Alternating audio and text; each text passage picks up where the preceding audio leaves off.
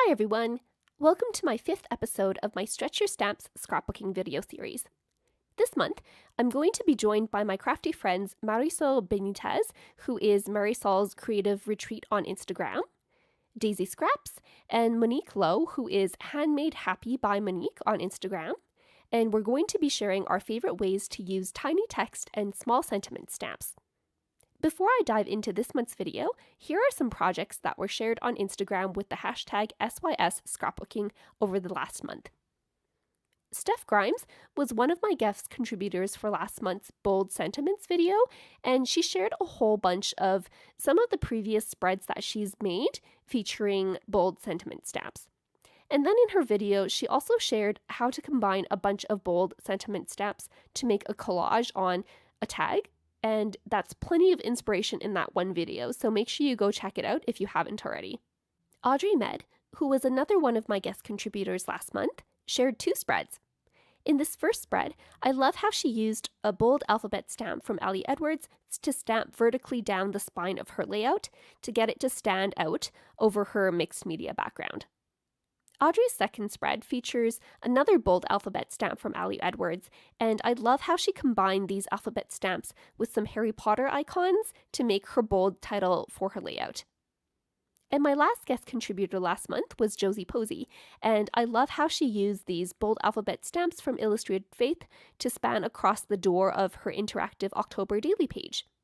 For my contributions last month, I shared how I combined a large sentiment stamp from Citrus Twist Kits with a small sentiment stamp to create a custom title for my photo, and then I showed how I used that same stamp to create some pattern paper for my layout. Then I shared a stamp kissing technique that allows you to transfer a detailed background stamp into a solid sentiment stamp. Make sure to check out all of those videos in my Stretch Your Stamps scrapbooking playlist if you missed any of them last month. Audrey shared another layout later in this month, and I love how she used this leaf stamp from Felicity Jane to add some leaves to her mixed media page here. And last but not least, Lenny B took some inspiration from Steph's video to create this layout for documenting her Halloween, and I love this colorful bold title that she created for her layout. Just a reminder that if you'd like to share some layouts on Instagram inspired by our Stretch Your Stamps videos, make sure to use the hashtag SYS scrapbooking on Instagram, and I'll pick out a few to feature in my next Stretch Your Stamps video. Also, a quick reminder that for the month of December, I won't be posting any Stretch Your Stamps videos, but I did post some bonus December daily Stretch Your Stamps videos for both digital and physical stamps if you're interested in checking those out. For this first part of my process video, I'm going to be working on a couple of layouts in my Everyday Explorers Pep Talks mini book, and I'm using this book to document some of my favorite motivational quotes from Harry Potter. In this part of the video, I'm going to share a couple of ways that I like to use the small sentiment stamps to fill up some of the larger labels that come in this Everyday Explorers mini kit. Here I have a Harry Potter quote that I printed out from Temmie Designs on an Oprah Daily website. I'll leave a link down in the description box below. And I have some pattern papers and a quote card from Echo Park's Witches and Wizards collection. This might be Witches and Wizards 1 or Witches and Wizards 2. I have them kind of mixed up, so I don't really know exactly where these came from. And I also have these 4 labels that came in the Everyday Explorers mini book, and these labels are coincidentally the same 4 colors that represent the 4 houses of Hogwarts. So I thought it would be fun to stamp the words bravery, intelligence, cunning, and loyalty into each of these 4 labels. These are from the Chamber of Shields stamp set from the Sassy Club. And you'll notice that when I stamp this down onto the center of my label, it feels like the label is a bit too big for the sentiment. And to me, there just looks like there's a bit too much empty space around that. To fix that, I'm going to pick out a coordinating red ink. This is the Altenew dye ink in Firebrick, and I'm going to ghost stamp that word several times to fill up that label. So what the ghost stamping means is that I'm inking up the stamp first, then stamping it off on some scrap paper.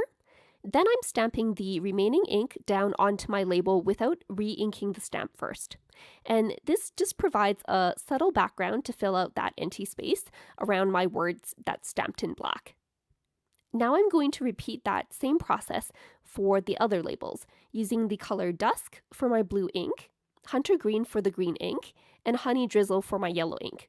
Now, of course, if you have lighter ink colors, you can, of course, use those instead of doing the ink with the ghost stamping. But whenever I work on projects with kits, I always color match the colors of the kits to the inks that I have before starting my projects. And I already have these colors set aside for when I want to work on this mini book, so it was just easier for me to pull out one of those colors and go stamp with them, rather than go through my stash to find lighter colors that will coordinate with the colors in this kit. Now that I'm done with my stamping, I'm going to start adhering these elements down onto my page with my Tombow permanent adhesive tape runner.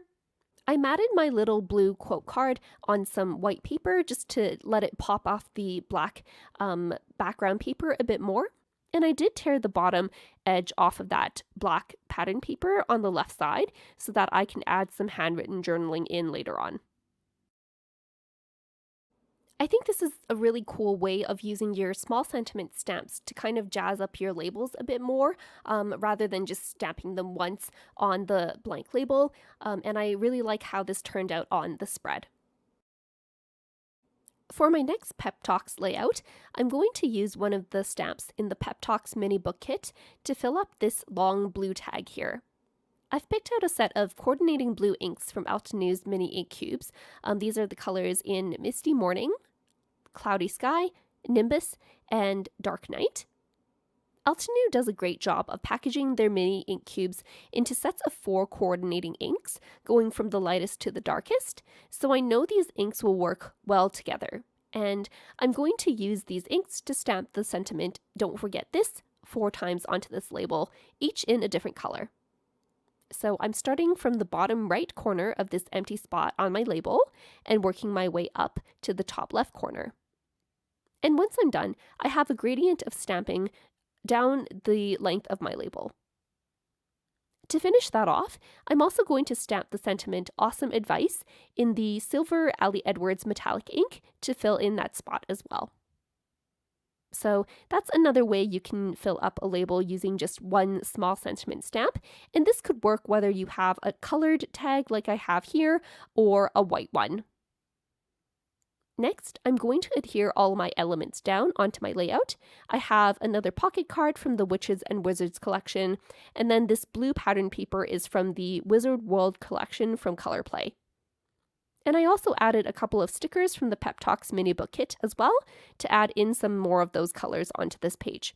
And that's another layout done in my Pep Talks book. I find that the labels that are provided in the Everyday Explorers mini book makers kits are always a bit larger than the prompts that they provide, maybe because they're, like they want to have a bit extra room just in case you want to write some journaling in it. But for someone who usually stamps in those labels, I find these are some of the ways that I can help fill out some of that space. And then that way I'm not wasting half of that label if I have to cut off half of it, for example. For the next part of my video, I'm going to be sharing a couple of different ways to use your small sentiment stamps as kind of like embellishments on your layouts and photos. I'm working in my Life Crafted album, and I'm using some stamps and pattern papers from Citrus Twist Kits to document some photos of a recent trip to Vancouver. I'm starting off with a piece of white cardstock that measures 9¼ inches wide by 8 3/8 of an inch tall. And I've scored that at 4¼ inches to create a flip-out page for my Life Crafted album. I also printed out a large landscape photo. The original one measures approximately 15 inches wide, but I've cut off 5 inches to go on the right side of my spread, and the remaining larger part of the photo will go inside the flip-out page on the left side, though I'll have to trim off a couple of extra inches off the leftmost side of the photo to get it to fit in. I also have 3 photos, approximately 2 by 3 inches, and those are going to go on the front of this flip out page on the left side. And then I have 2 more smaller photos to go on the right side on top of my sunset photo. To give a bit more interest to this front part of the flip out, I'm picking out a few pattern papers from the Citrus Twist Kits Basics and Ledgers 6x8 pattern paper pack. And I decided on the blue and coral ledger papers to go with the colors in the sunsets in my photos. and the white ledger to provide some contrast to those two colors. Here I'm just arranging these papers behind the photos to see what looks best, and I decided to trim off one of the edges of the white ledger with my Tim Holtz Deckle trimmer to give it a torn edge effect. I did also switch out that blue ledger for this light blue hexagon pattern paper because there were just too many horizontal lines going around with all of those ledger papers, and I wanted to have something to contrast with those. And I trimmed off one of the edges of the blue pattern paper with the Deckle trimmer as well. Before I adhere anything down, I'm using my Heidi Swapp roller date stamp to stamp on one of these Avery index tabs. These are the 2-inch ones that I'm using here. Because I'm going to be stamping on my photos later on, I'm just pulling out my jet black Archival ink. This is my favorite for stamping on glossy surfaces, and I'm just going to use this to stamp for the remaining of this video. And I also used a small sentiment stamp from Citrus Twist Kits, Simple Words version 1 stamp set to stamp on that other side of that tab. And this stamp says on an adventure. Next, I adhered that tab down to my base page first, so that the tab sits just between where the binder rings go. And that way, whoever is looking through this album will know there's a flip out there.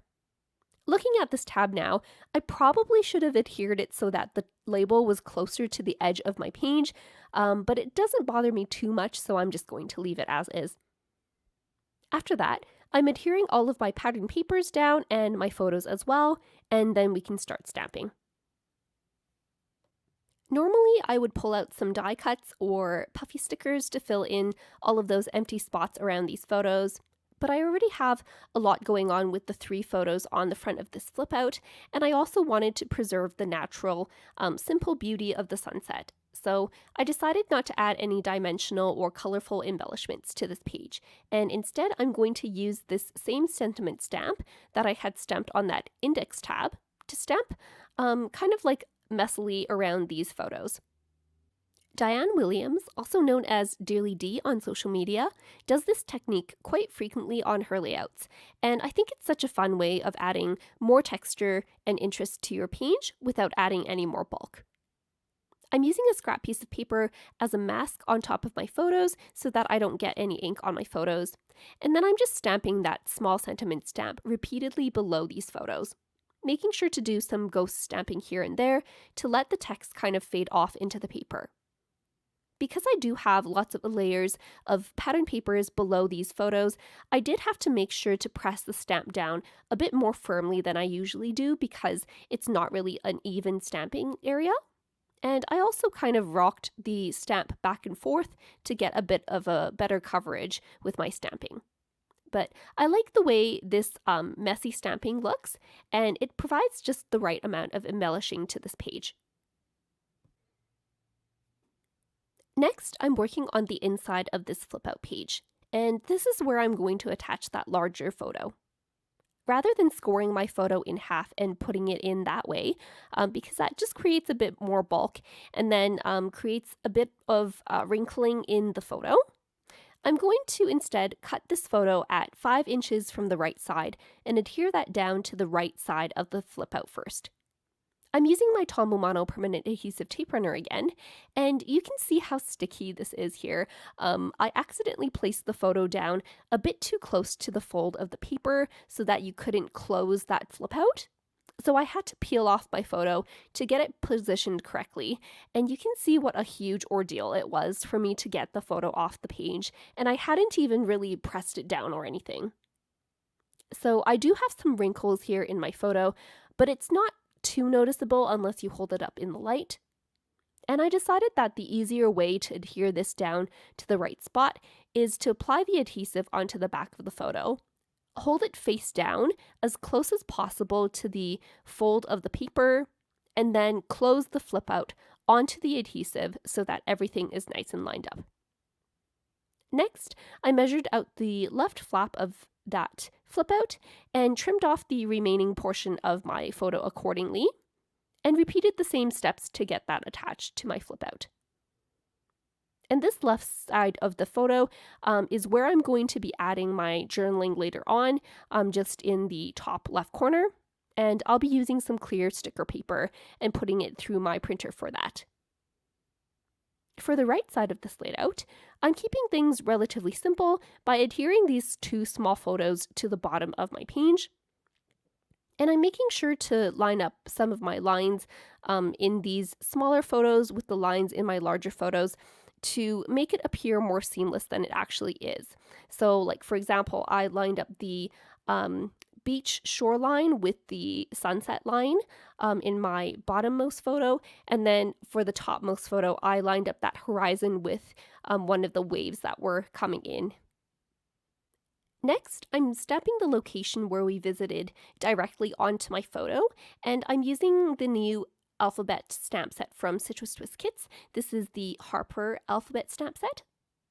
And to do that, I'm just starting on the right side and working my way in towards the center. So starting at the back of the word and then working my way to the front of the word, because I wanted everything to kind of line up with the right side of my spread.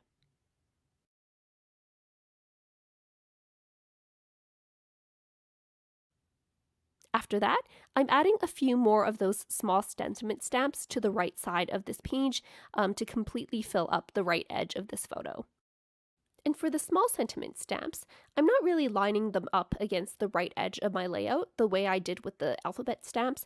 I just wanted these to be a bit more organic and random looking. Once that's done, that finishes up my layout, so I'll take this off camera to add my typed up journaling, as well as punch the holes in so that I can place these into my album. I hope you enjoyed those tips and tricks for using small sentiment stamps in your scrapbooking layouts. I would love to see what you create with small sentiment stamps as well, so don't forget to use the hashtag #SYSScrapbooking on Instagram if you decide to try out any fun techniques shown in this video or any of the techniques in Marisol, Daisie, or Monique's videos.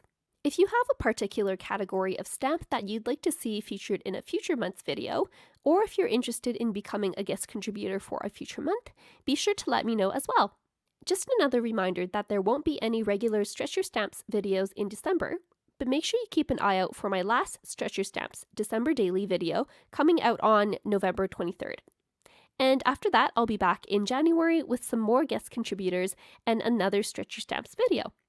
If you liked this video, then make sure to give it a thumbs up and be sure to subscribe for more process videos as well. Thanks so much for watching!